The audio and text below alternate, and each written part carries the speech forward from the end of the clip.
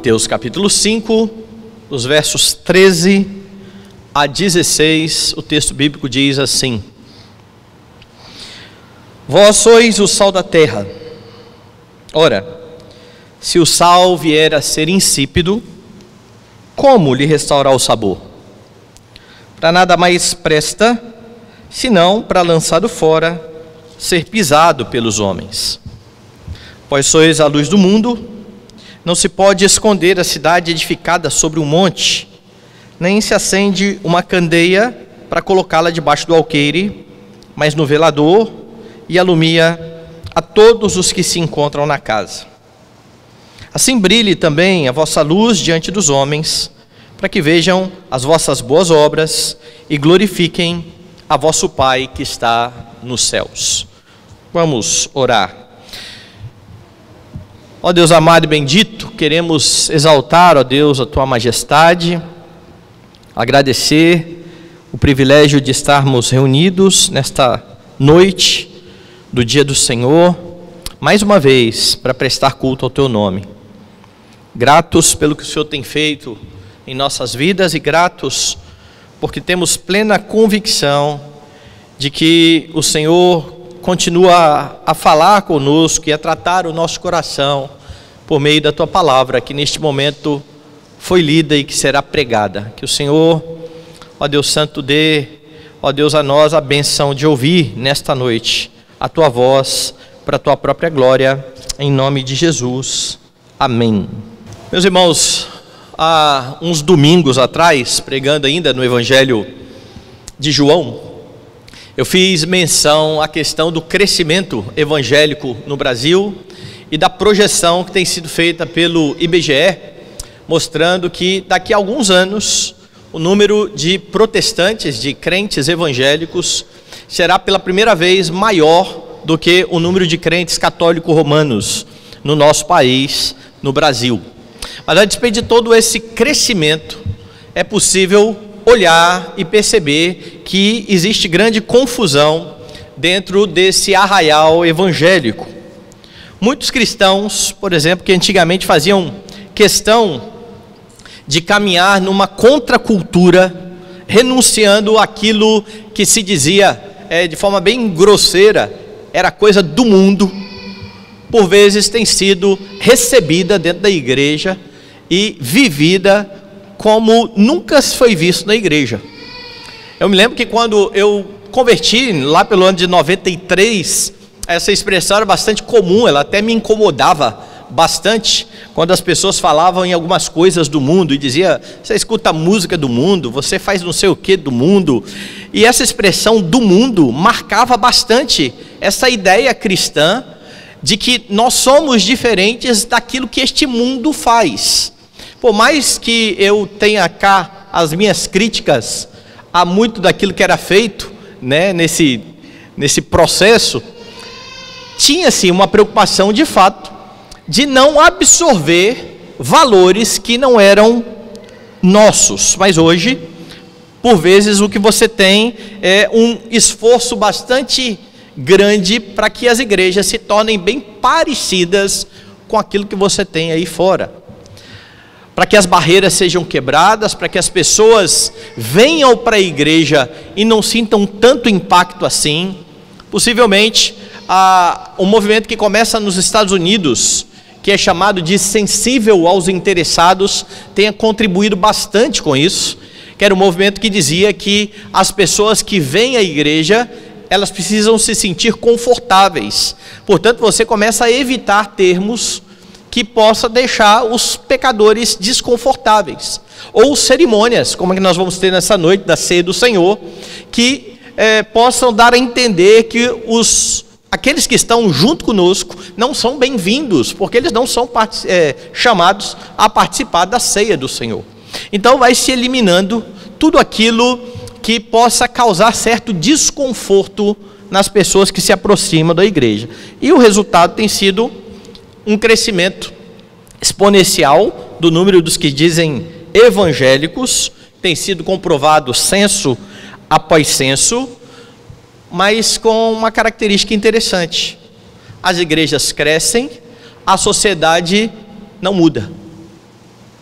a sociedade não é impactada pelos que se dizem evangélicos, pelos que se dizem agora cristãos protestantes. Não há diferença de fato no modo de viver. Muitos que são chamados cristãos com nome sujo na praça, dando mau testemunho no trabalho, na vizinhança e infelizmente até no nosso Congresso Nacional, e eu cito bastante isso aqui, a tal da chamada bancada evangélica, que acumula muitos processos, né, de má gestão e até de coisas ilícitas, todos sendo chamados de cristãos evangélicos protestantes. Não foi dessa maneira que Jesus instruiu os seus discípulos. Não foi assim que ele ordenou que os seus discípulos vivessem. Nós sabemos pela Escritura que o cristão é chamado para viver de forma diferente deste mundo. É por isso que na oração de Jesus, que ele faz no Evangelho de João, aquela que nós chamamos de oração sacerdotal, em que Jesus, como o sacerdote, está ali clamando pelas suas ovelhas, ele vai rogar ao Senhor que não tire do mundo os seus irmãos ou as suas ovelhas, mas que os guarde do mal. E ele afirma de forma bem categórica: eles não são do mundo, como eu também não sou. Ou seja, ali você percebe que o modo de vida cristão, ele precisa ser bastante distinto, e é a respeito disso que esse texto trata. Esse texto mostra como é que você vive como um cidadão do reino de Deus. E quando você lembra do Evangelho de Mateus, e do contexto do Evangelho de Mateus, você precisa ter em sua mente que Mateus está provando, ou querendo provar aos seus leitores, que Jesus, o Messias, é aquele que descende de Davi, aquele que havia sido prometido no Antigo Testamento, que se assentaria no trono para todo sempre. É por isso que Mateus inicia o seu evangelho mostrando a genealogia do Senhor Jesus Cristo, ligando Jesus a duas personagens bastante importantes para os judeus. Começa assim: livro da genealogia de Jesus Cristo, filho de Davi, filho de Abraão. Então ele vai começar a traçar a partir de Abraão. Abraão gerou Isaac e vem embora falando depois da dinastia até chegar ao Senhor Jesus. E por que os dois personagens? Por que Abraão e por que Davi? Porque Deus chama Abraão para sair da sua terra, da sua parentela, e para ir para uma nova terra, uma terra que o Senhor Deus daria. Nós lemos aqui durante a liturgia o livro de Deuteronômio, em que Deus, depois de haver tirado esse povo que nasce com Abraão, depois Isaac, Jacó, as 12 tribos, esse povo que permanece 400 anos na escravidão, eles são retirados daquele contexto de escravidão para serem levados para uma nova terra. Terra essa que Deus havia prometido a Abraão. Mas antes mesmo de chegarem nessa terra, onde Deus estabeleceria um reino, este povo recebe a lei do Senhor. E é orientado mostrando que eles deveriam viver em acordo com a lei do Senhor, e essa seria a grande diferença de Israel para as outras nações em volta. Então, Mateus está ligando Jesus a Abraão e a este pacto. Mas ele liga Jesus também a Davi, o rei, como eu disse, que ouviu do Senhor Jesus, do Senhor Deus, de que um seu descendente estaria no trono e se assentaria para todo sempre. Mateus vem mostra o nascimento milagroso deste novo rei, mas a partir do capítulo 5, você já tem este que vem sendo anunciado como rei, falando, ensinando aos seus discípulos aquilo que vem a ser conhecido como o Sermão do Monte. E aqui no Sermão do Monte, você tem as instruções de Jesus para os seus discípulos, exatamente para mostrar como devem viver estes cidadãos do reino de Deus. Jesus vai mostrar nos evangelhos que o reino dele é diferente do reino deste mundo. Ele vai inclusive ser rejeitado pelos judeus, porque os judeus esperavam um Messias político, e Jesus vem mostrando uma outra perspectiva do seu reinado.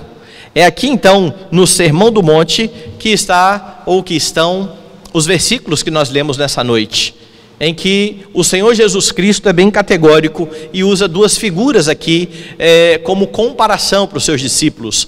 Vocês são o sal da terra, vocês são a luz do mundo. E neste momento, ou nesta passagem, o Senhor Jesus Cristo mostra como deve ser este viver dos cidadãos do reino de Deus. E a primeira lição que você tira desse texto está aí no verso de número 16, no último versículo que eu li hoje. O cidadão do reino de Deus vive para a glória do seu Senhor. Veja o que diz o verso 16. Assim brilhe também a vossa luz diante dos homens, para que vejam as vossas boas obras e glorifiquem a vosso Pai que está nos céus. E talvez alguém pergunte assim, por que esse é o último versículo lido e é o primeiro que vai ser tratado? É o primeiro que vai ser explicado aqui nesse texto. Porque neste versículo de número 16, você percebe tanto a maneira como o crente deve viver como cidadão do reino de Deus, quanto a razão para ele viver de tal forma. Aqui Jesus está concluindo o seu pensamento, mostrando porquê, de que maneira e qual a disposição do coração para viverem da forma como ele está ordenando. A maneira que eu estou dizendo tem a ver com o que Jesus fala das boas obras. De novo, ele diz: assim brilhe também a vossa luz diante dos homens, para que vejam as vossas boas obras. E boas obras aqui, tanto em Mateus quanto no Novo Testamento, na Escritura de forma geral, não quer dizer somente caridade. No nosso contexto, quando se fala em boa obra, pensa-se logo em ação social, entrega de cesta básica ou ajuda a alguém carente. Isso pode ser boas obras. Nem sempre vai ser, mas pode ser. Mas não é isso que Jesus tem em mente quando ele fala que os homens precisam perceber nos seus discípulos boas obras. Não é esta a tônica do Senhor Jesus Cristo. Boas obras aqui tem a ver com o viver de modo digno do Evangelho. Essa expressão, ela aparece bastante, por exemplo, nas cartas paulinas, quando Paulo exorta os crentes, dizendo que eles devem viver, acima de tudo, por modo digno do Evangelho do Senhor Jesus Cristo. É claro que Paulo não está dizendo que a nossa maneira de viver vai nos tornar dignos de ser salvos. Na verdade, o que Paulo está dizendo é que aqueles que foram salvos precisam viver de uma maneira que demonstre a grande obra efetuada pelo Senhor na vida deles. Essa é a ideia de viver de modo digno do Evangelho no Novo Testamento.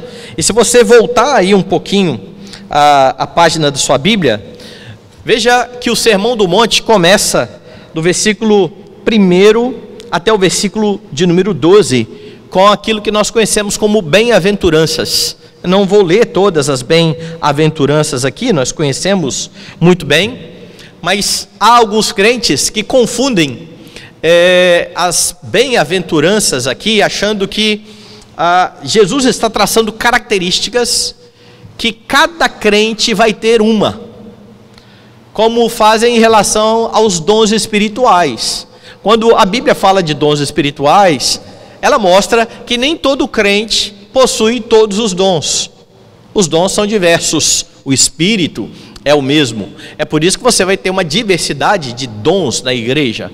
Mas aqui, não é que cada crente vai ter um traço de caráter que está sendo designado aqui na bem-aventurança. Nas bem-aventuranças, Jesus está mostrando qual é o caráter daquele que o segue, daquele que está inserido agora no reino de Deus. O que você tem aqui são as normas para você viver nesse reino. Só para exemplificar, veja no verso 3: bem-aventurados os humildes de espírito, deles é o reino dos céus. Todo aquele que vive no reino de Deus tem que ter este espírito humilde, este entendimento de que nada possui diante de Deus, que nada pode oferecer a Deus e que está totalmente na posição de carente diante de Deus. Esses que se veem desta forma, carentes diante do Senhor, é que o texto diz então que são bem-aventurados, porque deles é o reino dos céus. Daqueles que sabem que não podem fazer nada pela sua salvação, mas que recebem de graça mediante a fé por causa da obra do Senhor Jesus Cristo. Então o que você tem aqui são exatamente normas para se viver no reino. E então, depois, o contexto posterior ao texto que nós lemos, a partir do verso 17, o que você tem é a palavra de Jesus falando que dentro deste reino existem leis. Veja o que ele diz: não penseis que eu vim revogar a lei. Não vim revogar, eu vim para cumprir. E a lei não passará, diz o Senhor Jesus Cristo. Então Jesus está deixando bem claro aqui, bem categórico, que no reino de Deus, na nova aliança, a lei continua sendo o referencial do povo, como era na antiga administração do pacto, no Antigo Testamento. Não há uma mudança. E isso é importante para os crentes do Novo Testamento, porque nos arraiais evangélicos você tem muitas pessoas pensando que nós não estamos mais sujeitos à lei do Senhor. É por isso que é comum você ver pessoas dizendo assim: olha, a lei que vigora hoje não são os 10 mandamentos, a lei que vigora hoje é a lei do amor. E se você perguntar assim, qual é a lei do amor, você vai ver um crente se contorcendo e não conseguindo explicar o que quer dizer. Porque no final das contas, tudo aquilo que a pessoa vai falar que é a lei do amor, é o que já está descrito e ordenado nos 10 mandamentos. Honrar pai e mãe, não matar. É por isso que quando Paulo resume, ele diz que quem ama o próximo tem cumprido a lei. A lei do amor é a lei do Senhor, que está ali resumida nos 10 mandamentos. Então perceba, Jesus está mostrando aqui aos seus discípulos no contexto, nas bem-aventuranças, o modo de vida. A partir do verso 17, ele está mostrando a lei continua válida. E então, no texto que nós lemos, que é o versículo 16, que está entre estes dois contextos, é que Jesus fala das boas obras dos crentes. Então, de onde vêm as boas obras dos crentes, senão do cumprimento da lei do Senhor, que o Senhor nos deu como referencial? O que é que deve ser feito para que os homens vejam as boas obras e glorifiquem o Pai que está nos céus? A lei deve ser cumprida, deve ser vivida na vida dos crentes. E Jesus então não está trazendo nenhuma novidade. Olhe lá para Deuteronômio, mais uma vez. Como eu citei o contexto e liguei a Abraão e as promessas que Deus deu para Abraão, como as promessas tinham a ver com uma grande nação, que seria uma bênção para todos, ou para todas as famílias da terra, Deus chama Israel, estabelece o seu povo, dá a sua lei, e aqui no capítulo 4, você tem assim, a partir do verso 6. Guardai-o, pois, os mandamentos, e cumpri-os, porque isto será a vossa sabedoria, e o vosso entendimento, perante os olhos dos povos, que ouvindo todos estes estatutos, dirão, certamente, este grande povo é gente sábia e inteligente, pois que grande nação há, que tenha deuses tão chegados a si, como o Senhor nosso Deus. Todas as vezes que o invocamos, E que grande nação há que tenha estatutos e juízos tão justos como toda esta lei que eu hoje vos proponho? Você vê a diferença disso aqui com o que Jesus está falando no Novo Testamento? Israel, a nação teocrática estabelecida por Deus, que deveria viver de acordo com a lei, ao viver, seria vista pelas outras nações como uma nação de gente sábia e instruída, e Deus seria glorificado. Então, quando Jesus fala assim, que os homens vejam as vossas boas obras e glorifiquem ao vosso Pai que está nos céus, Jesus está se referindo exatamente à sua lei. É por isso que, se você reparar o que vem a partir, lá em Mateus, do momento em que Jesus fala, eu não vim revogar a lei, mas eu vim cumprir, o restante do Sermão do Monte é nada mais, nada menos do que o melhor comentário que você vai conhecer sobre os 10 mandamentos. O Sermão do Monte é uma exposição dos 10 mandamentos. Ouviste que foi dito, não adulterarás. Ouvistes que foi dito, não matarás. Jesus está explicando os 10 mandamentos que os judeus começaram a interpretar de forma legalista, rebaixando-os, e Jesus está mostrando, está errado. Quando ele fala, ouvistes o que foi dito, ele está dando o exemplo daquilo que ele tinha dito nos versículos anteriores, quando ele disse assim no verso 19, aquele que violar um destes mandamentos, posto que dos menores, e assim ensinar aos homens, será considerado o mínimo no reino dos céus. Então, quando ele diz, ouvistes o que foi dito, ele está falando destes homens, que estão violando e ensinando errado a sua lei. Ele vai consertar, ele vai interpretar corretamente a sua lei. Então, todas as vezes que você olhar para este versículo 16, e que Jesus disser, os homens precisam ver as suas boas obras a fim de glorificar ao Pai que está nos céus, você precisa lembrar que o Senhor está falando da sua lei. Deus precisa ser glorificado quando os homens cumprem a sua lei. E então há um contraste bastante maravilhoso aqui entre aquilo que o Senhor Jesus Cristo está falando e aquilo que ele vai falar mais à frente. Porque veja o contexto. Jesus vai dizer que a justiça, no versículo 20, dos cidadãos do reino dos céus, precisa ser uma justiça distinta da justiça destes fariseus.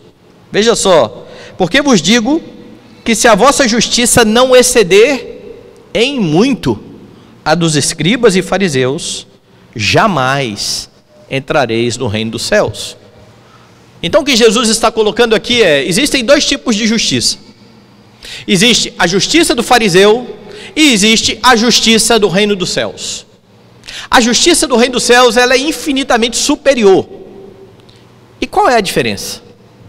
A diferença você vai ver no Sermão do Monte. Quando Jesus, resumindo aqui, como eu costumo fazer o Sermão do Monte, diz assim, vocês não podem ser como os fariseus. Vocês precisam ser diferentes dos fariseus. Os fariseus, eles oram, jejuam e dão esmolas. Não sejam como os fariseus. Vocês precisam orar, jejuar e dar esmolas. É esse o resumo da fala de Jesus no Sermão do Monte. Ou não é? Qual é a diferença então? A diferença não era no que estava sendo feito. A diferença era no porquê que se fazia. Os fariseus faziam para ser vistos dos homens. É isso que Jesus está dizendo. Olha, o fariseu gosta de orar em pé, para todo mundo observar. Já ganhou o seu galardão. O fariseu gosta de dar esmola e todo mundo observa. Ele já ganhou o seu galardão. O fariseu faz cara de fome quando está jejuando, para todo mundo saber que ele está de jejum, pois ele já recebeu o galardão dele. Então, quando vocês orarem em secreto, e o Pai que vem em secreto recompensará. Quando vocês derem esmola, nem a outra mão deve ver, e o Pai que vem em secreto recompensará. E quando vocês jejuarem, lavem o rosto, para ninguém saber que vocês estão ali com fome. e o Pai, que está em secreto, recompensará. Então a justiça do fariseu e a justiça dos filhos de Deus, elas são bem distintas, porque uma traz glória para o homem, a outra traz glória para o rei deste reino bendito. É por isso que, como cidadão do reino de Deus, você vive para a glória de Deus. A razão, o motivo para você fazer o que você faz, precisa ser a glória daquele que te tirou das trevas e que agora coloca você no reino da luz. A salvação não é um fim em si mesmo. A salvação é para que, vivendo como um cidadão do reino de Deus, os homens vejam as suas obras, glorifiquem ao Pai que está nos céus. E a pergunta aqui é: qual tem sido a sua motivação para você fazer o que você faz? Nós somos cristãos, muitos aqui se converteram depois de adultos, como foi o meu caso. Muitos nasceram no lar cristão e desde pequenos eles conhecem as normas do reino, as regras do reino. Agora a questão é que os fariseus também conheciam. Por que crentes não roubam? Por que crentes não devem adulterar? Por que crentes não devem juntar numa rodinha de fofoca? Porque você tem não crentes que também evitam essas coisas. Você tem não crentes que procuram ser fiéis às suas esposas, que procuram viver de forma correta nos seus negócios. Você tem não crentes que viu uma fofoca, eles fogem, correm para longe, por razões totalmente distintas daquelas que Jesus está dizendo aqui. Razões egoístas, razões que têm a ver com eles mesmos. Olha, eu não vou aqui entrar nesse grupinho de fofoca, porque se alguém souber que eu estou falando da vida do outro, vai pegar mal para mim, eu não quero. Olha, eu não vou adulterar, porque o que meus filhos vão pensar de mim? O que os meus filhos vão achar quando souberem que o pai deles traiu a mãe deles? Olha, eu vou ser um bom funcionário, porque eu almejo chegar numa grande posição na empresa e ganhar muito dinheiro. Então eu preciso ser o melhor. Tudo tem a ver com eles mesmos. O cristão, não. O cristão vai fazer para que o Senhor Deus seja glorificado. E então a forma como os filhos vão olhar para os pais, ou a escalada aí na empresa, chegar a um bom cargo com um bom salário, coisas que são desejáveis e que não são pecaminosas em si mesmas, serão uma consequência de uma vida que glorifica a Deus, não serão o fim da vida. O fim principal do homem é glorificar a Deus e gozá-lo para sempre. É assim que ensina o nosso catecismo.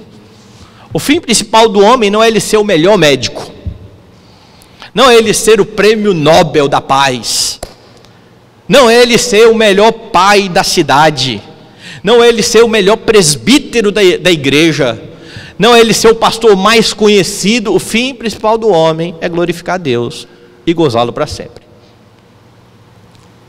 Vão decorrer muitas coisas disso? Vão. Inclusive a sua boa reputação vai decorrer disso. Mas como eu costumo dizer, a reputação é só um efeito colateral disso aí. Você não está buscando a boa reputação, você está buscando a glória de Deus. O resultado, os homens olham para você e percebem uma boa reputação. Você precisa então ser honesto, pensando na glória de Deus. Você educa os seus filhos pensando na glória de Deus. É por isso que nós não ensinamos às nossas crianças que roubar é errado, porque senão vai preso. Quem ensina assim é ímpio. Roubar é errado porque demonstra falta de contentamento com o que o Senhor nos dá, porque é falta de amor com aquilo que Deus deu para o outro e não deu para você. Deus é honrado quando há contentamento, quando há alegria pela conquista do outro. É por isso que você não tira o que é do outro. Não é só porque você não vai para a cadeia. Ir para a cadeia também é uma parte ruim da história. Mas essa não pode ser a motivação.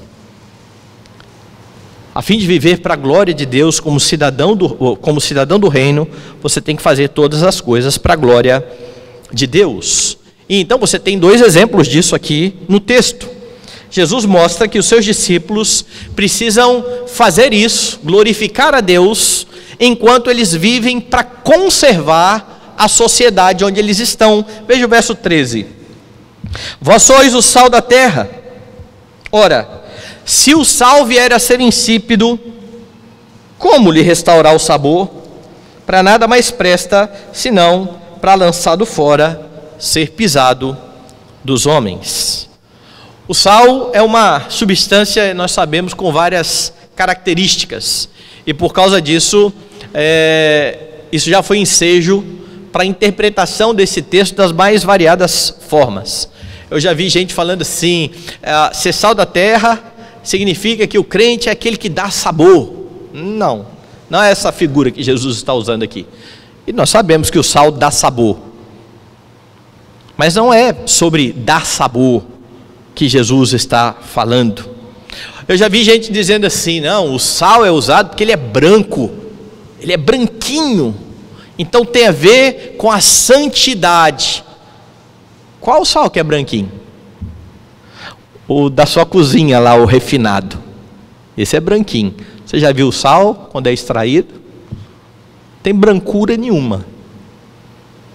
Ele é até meio escuro. Essa brancura que a gente vê no sal é um processo que você tem no refinamento do sal. Então Jesus não está falando da brancura do sal como se fosse a santidade. O uso comum do sal nos tempos bíblicos era de conservante. Vocês sabem que eu venho de uma família de pescadores, em Guarapari. Então, desde pequeno, eu aprendi, desde muito cedo, que o sal serve para conservar o peixe quando o pescador está lá fora, no mar. Ele passa lá 3, 4 dias, e aí eles usam a expressão, nós vamos para o gelo. Então, eles levam o gelo para conservar o peixe, e adivinha só, bota sal também para conservar tudo. O sal é usado há milênios, com essa função de conservar, combatendo a deterioração. E esse é o sentido óbvio daquilo que Jesus está dizendo aqui. A ideia é que os discípulos de Jesus são aqueles que combatem a corrupção moral e espiritual do mundo, porque o mundo é o campo de atuação da igreja. É por isso que Jesus, quando ora como um sacerdote, ele diz, não peço que tire do mundo, mas que os guarde do mal. Ou seja, nós precisamos estar no mundo porque nós somos o sal desse mundo. São os crentes que conservam este mundo. Então, se você tira o sal, já era. Nós permanecemos no mundo. Então, em outras palavras, a oração de Jesus é: não deixe que este sal perca o sabor, ou perca a sua qualidade de conservar. Não deixe que esse sal se torne insípido. Quando Jesus fala, eu peço que o Senhor guarde do mal, é isso que Jesus está rogando ao seu Pai.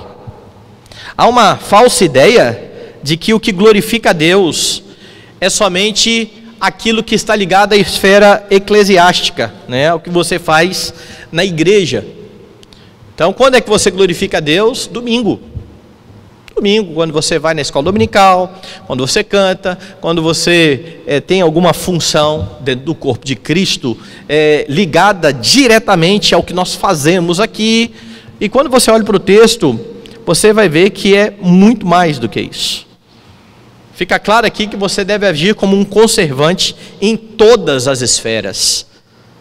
É na vida como um todo. A lógica aqui então deveria ser: quanto mais sal, mais a sociedade está conservada. Então pense aqui naquilo que eu falei no início.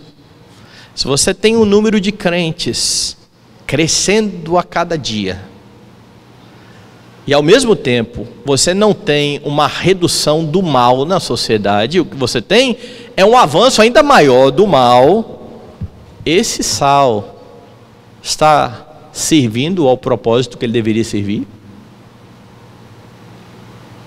Quando você olha a história dos avivamentos, quando você olha, por exemplo, o tempo da Reforma, você percebe que onde houve a atuação de Deus com conversões, com pessoas crendo no Evangelho, isso provocou grandes mudanças na sociedade. Mas hoje você tem crentes que estão em lugar de destaque na sociedade, que estão no mesmo padrão dos ímpios, fazendo as mesmas coisas, agindo da mesma maneira, jogando o mesmo jogo. Alguma coisa está errada. Porque Jesus está falando que o sal precisa conservar a sociedade.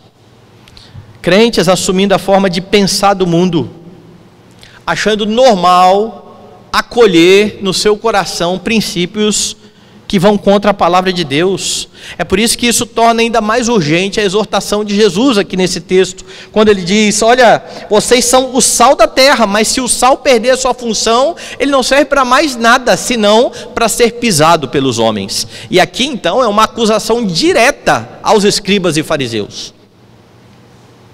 Quando Jesus interpretar os mandamentos, dizendo: ouvistes que foi dito, eu porém vos digo, ele está dizendo: olha, a forma como os escribas estão ensinando e vivendo é uma forma digna de ser pisada pelos homens. Eles são o sal que perderam o sabor. É por isso que o contraste é: a justiça de vocês precisa exceder em muito a dos escribas e fariseus. O sal daquele tempo, ele era extraído ali de charcos e lagoas, produzido ali na região do Mar Morto, e facilmente o sal podia adquirir um sabor insosso ou um sabor alcalino por causa da mistura. Era assim, o sal perdia o seu sabor natural e assumia um outro tipo de sabor.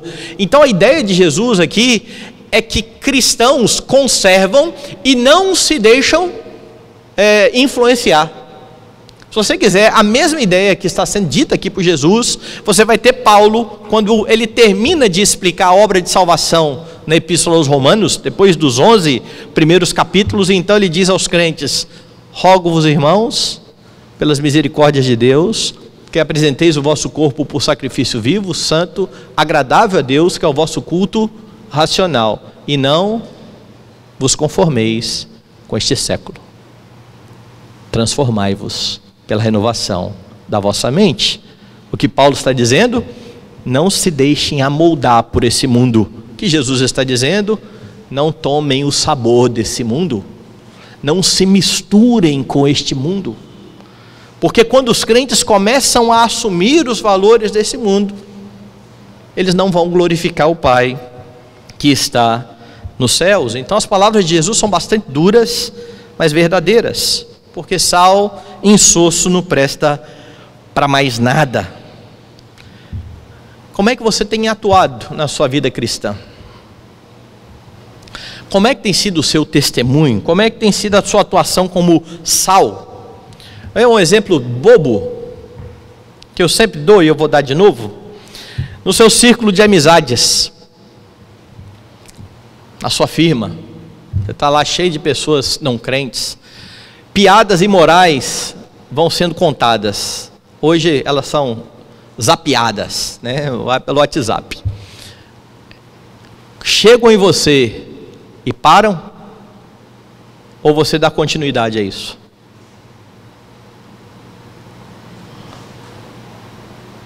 Você propaga estas mesmas bobagens e se coloca numa posição onde aqueles que estão ao seu lado deveriam pensar no mínimo um pouquinho se vão mandar alguma coisa para você. Na hora que o camarada pega lá o WhatsApp e manda para todo mundo: ah não, isso aqui não. Isso aqui não vou mandar não, porque eu sei que depois vai vir evangelização aí para o meu lado. Vai vir sermão, vai vir textão. Quando as pessoas desse mundo estão muito à vontade para falar essas imoralidades, é porque o sal parece que está perdendo o sabor. E nós precisamos pensar bastante a respeito disso. Quando a fofoca chega em você, ela para ou ela continua? Veja, os fariseus, esses a quem Jesus está dirigindo essas palavras duras, eles se orgulhavam bastante da sua religiosidade.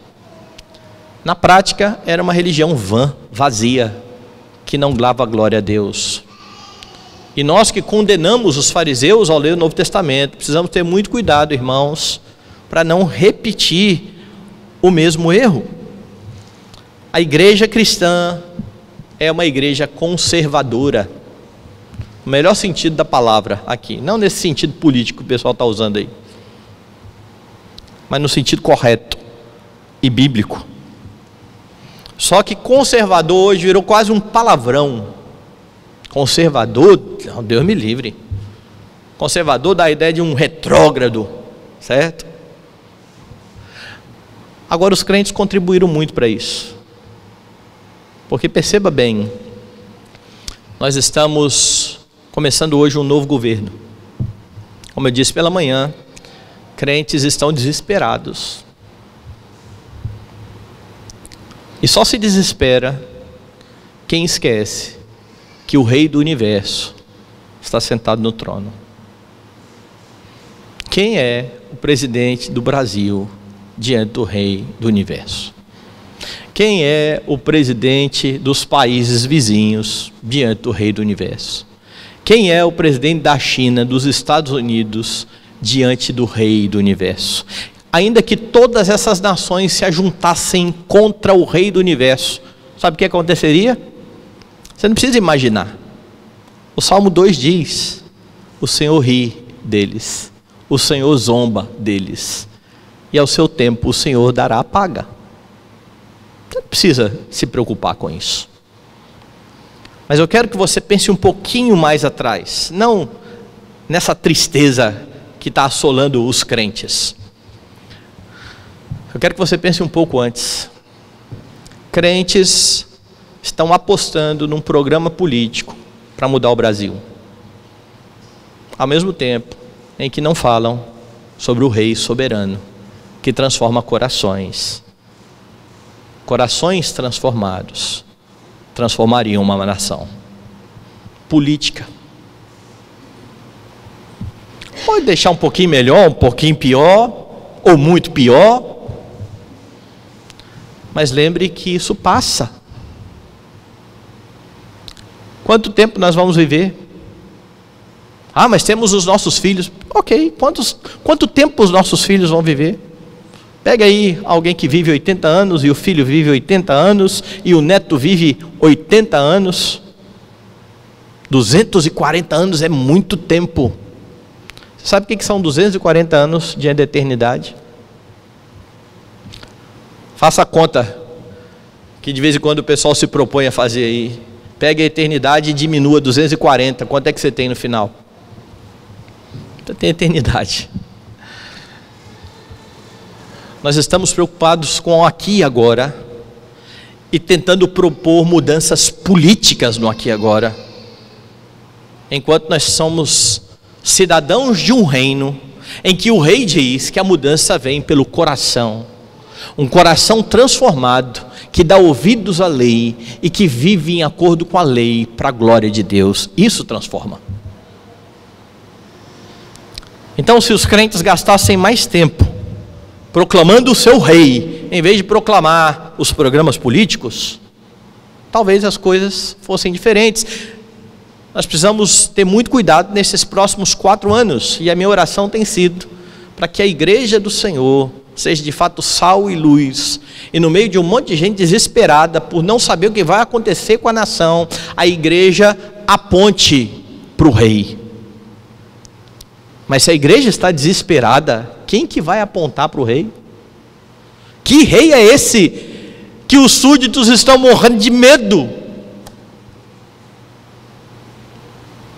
Nós precisamos conservar a sociedade. Isso se dá pela proclamação da palavra, pela pregação do evangelho.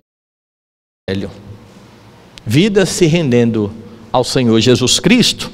Mas há mais uma característica aqui: você vive para conservar a sociedade, você vive também para levar luz aos homens. Eu já comecei a falar sobre o levar a luz aos homens, mas veja o texto, versos 14 e 15.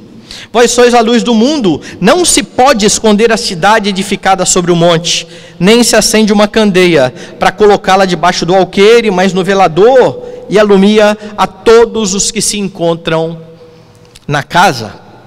A primeira figura, o sal, que conserva. A segunda figura, a luz. E você sabe que na Escritura, luz é usada em relação à pureza. Por exemplo, no Salmo 90, você vai ter a luz apontando para a questão da justiça. No Salmo 37, a luz apontando para a verdade. No Salmo 43, para a verdade. Em Efésios 5:9, a luz como sinônimo ali de bondade. Em 1 João vai dizer que em Deus não há treva alguma. Deus é puro, Deus é luz. No Salmo 119, que nós lemos aqui nessa noite, a palavra do Senhor é a luz para o caminho, é aquela que dá direcionamento. O próprio Jesus, lá no Evangelho conforme João, se apresenta como a luz do mundo. Eu sou a luz do mundo. E agora então ele diz aos seus discípulos: vocês são a luz do mundo. Quem é a luz? Jesus ou seus discípulos? Ambos, com uma diferença: a luz de Jesus é própria, a luz dos discípulos é derivada. Os discípulos têm luz à medida em que eles estão ligados a Cristo. Do mesmo jeito que os discípulos são ramos que produzem fruto, mas só se eles estiverem ligados à videira. Tudo tem a ver com Cristo, que vai dizer no Evangelho de João: sem mim nada podeis fazer.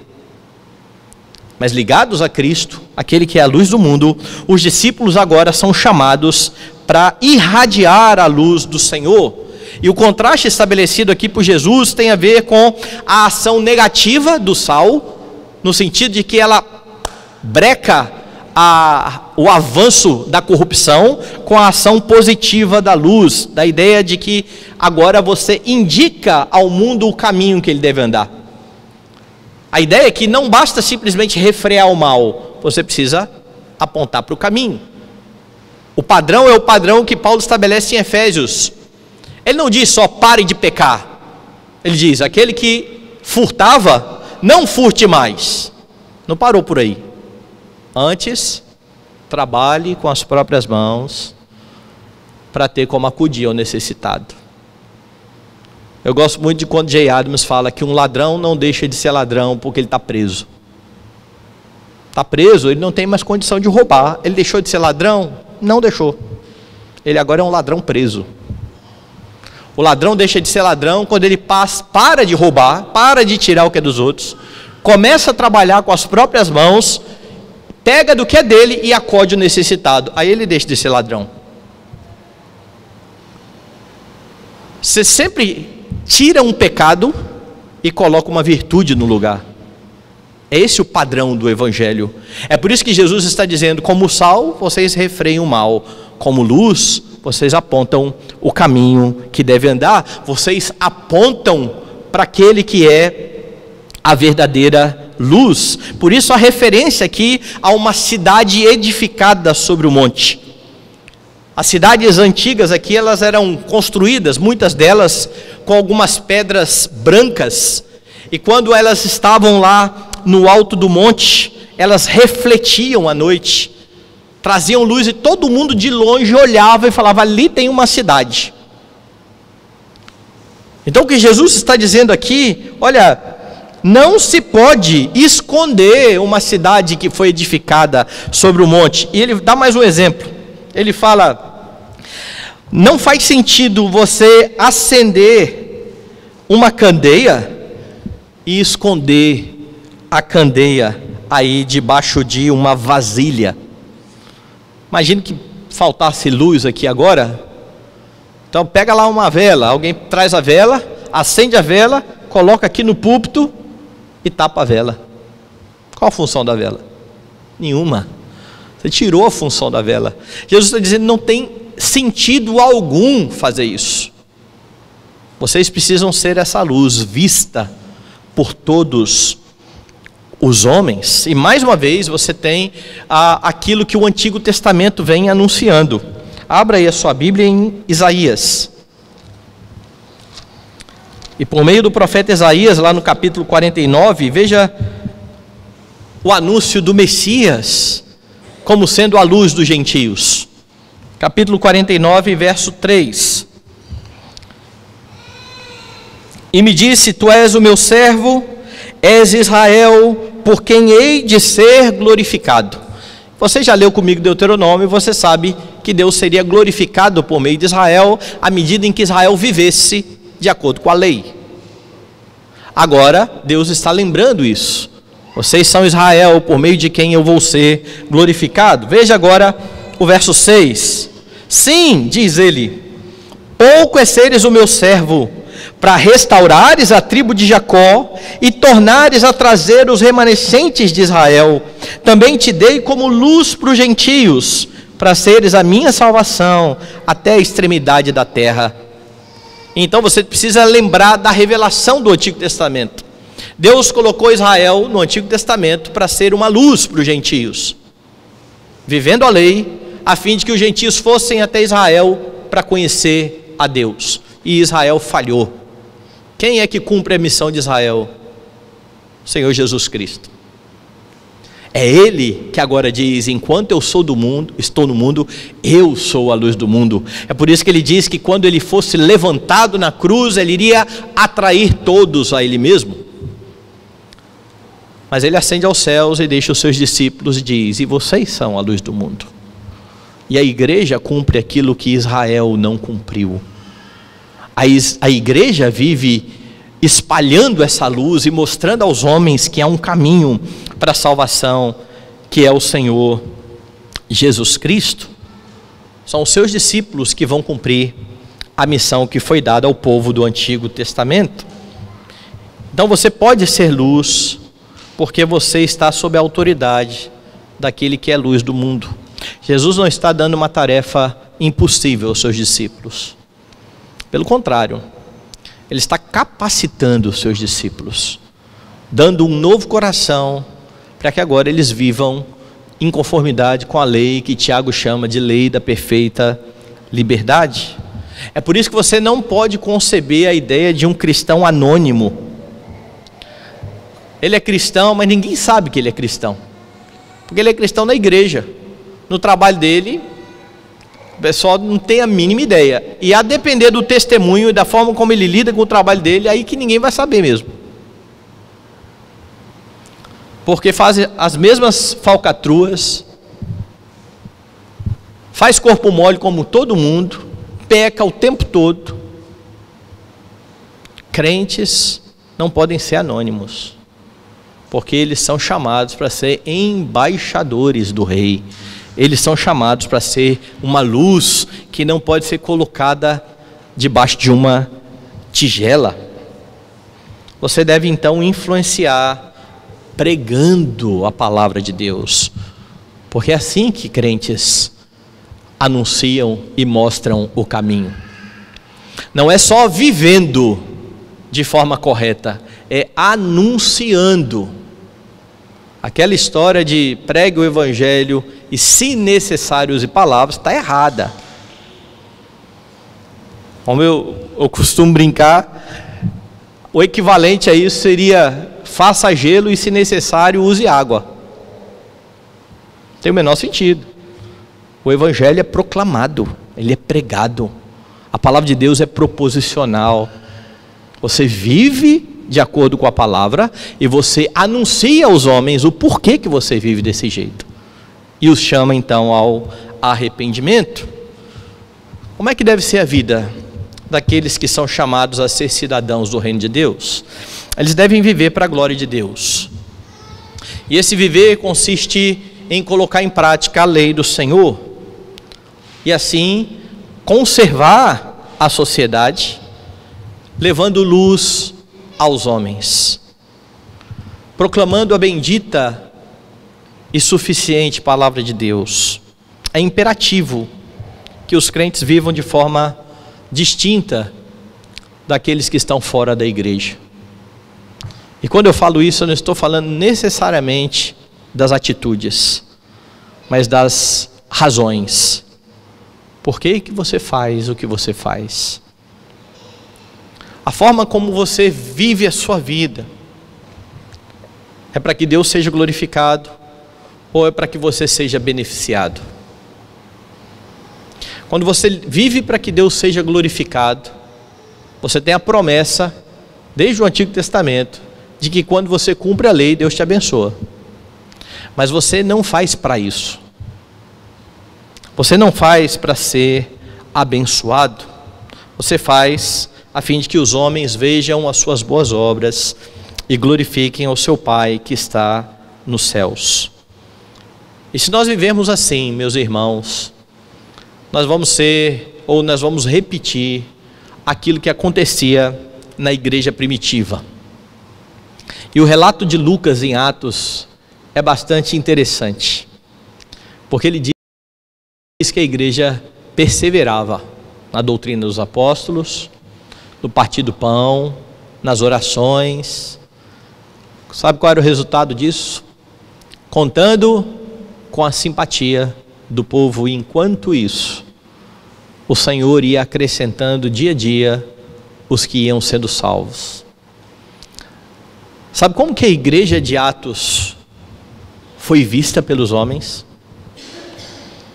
Aqueles que transtornaram o mundo chegaram aqui. Sabe o que é transtornar o mundo? A ideia ali de transtornar é você virar alguma coisa de cabeça para baixo. Esse foi o impacto da igreja do primeiro século. Eu sei que nessa igreja está a igreja de Corinto, que está a igreja de Éfeso, que vai ser repreendida por Jesus.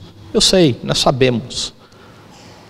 A igreja ainda irá pecar, irá experimentar correção. Mas a igreja em Atos dos Apóstolos avançava no poder do Espírito Santo, vivendo o evangelho na prática. E era assim que as pessoas iam sendo alcançadas. Os crentes que não têm vivido desta forma precisam ter em mente a advertência de Jesus: se o sal vier perder o seu sabor, para nada mais presta, senão para lançado fora, ser pisado pelos homens. Que a oração de Jesus pelos seus discípulos, então, nos alcance. E se somos verdadeiramente crentes, certamente a oração foi atendida pelo Pai e Ele vai conservar o seu povo. Mas Ele vai conservar somente o seu povo. Ele vai nos manter no mundo, Ele vai nos livrar do mal, para que nesse mundo vivamos cada um dos nossos dias como cidadãos do reino de Deus, para a glória do Pai.